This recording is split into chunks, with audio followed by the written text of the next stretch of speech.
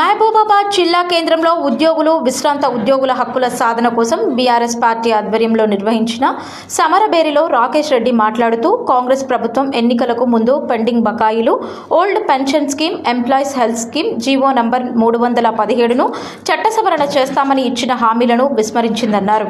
Congress party అధికారంలోకి వచ్చి 3 ఏళ్లు గడుస్తున్నా ఉద్యోగులకు పీఆర్సీ ఇవ్వలేదని 6 డిఏలను కూడా పెండింగ్లో పెట్టడంతో ఉద్యోగస్తులు కనీస అవసరాలు తీర్చుకోలేని పరిస్థితిలో కొట్టుమిట్టాడుతున్నారన్నారు. విశ్రాంత ఉద్యోగులు తమకు రావాల్సిన బెనిఫిట్స్ రాకపోవడంతో అనారోగ్య కారణాలు, వివిధ రకాల వ్యాధులతో రాష్ట్రంలో ఇప్పటి వరకు 100 మంది మృతి చెందారని ఆవేదన వ్యక్తం చేశారు. ఈ సమరబేరి కార్యక్రమంలో మాజీ ఎంపీ మాలోత్ కవిత, మాజీ ఎమ్మెల్యే శంకర్ నాయక్, బీఆర్ఎస్ రాష్ట్ర నేతలు మురళీధర్ రెడ్డి, శ్రీనివాస్ రెడ్డి, మాజీ మున్సిపాలిటీ చైర్మన్ రామ్మోహన్ రెడ్డిలు పాల్గొన్నారు. తెలంగాణ రాష్ట్రంలో ఉద్యోగులు కేవలం ఉద్యోగులు మాత్రమే కాదు, వాళ్ళు ఉద్యమకారులు కూడా. తెలంగాణ 60 ఏళ్ళ ఆకాంక్ష, దాన్ని నెరవేర్చడంలో కేసీఆర్ గారికి ఆ రోజు వెన్నుదన్నుగా నిలిచిండ్రు. సకల జనుల సమ్మె చేసిండ్రు, పెన్ డౌన్ చేసిండ్రు, ధర్నాలు చేసిండ్రు, రాస్తారోకలు చేసిండ్రు, వంట వార్పులు చేసిండ్రు.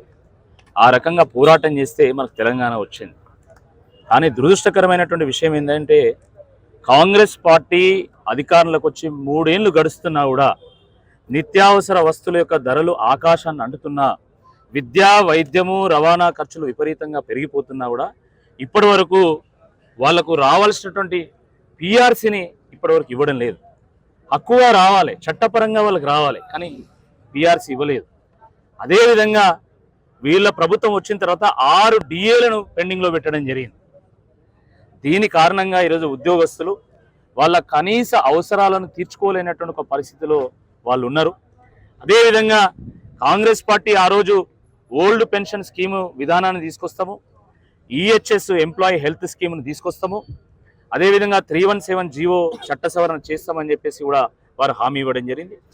రిటైర్డ్ ఉద్యోగుల యొక్క బకాయిలను సంపూర్ణంగా మరి ఇచ్చేస్తామని కూడా వారు చెప్పడం జరిగింది.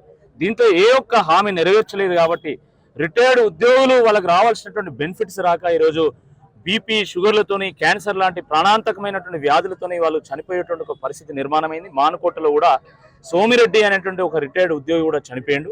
ఆ రకంగా 100 మంది ఈ రాష్ట్రంలో చనిపోయారు.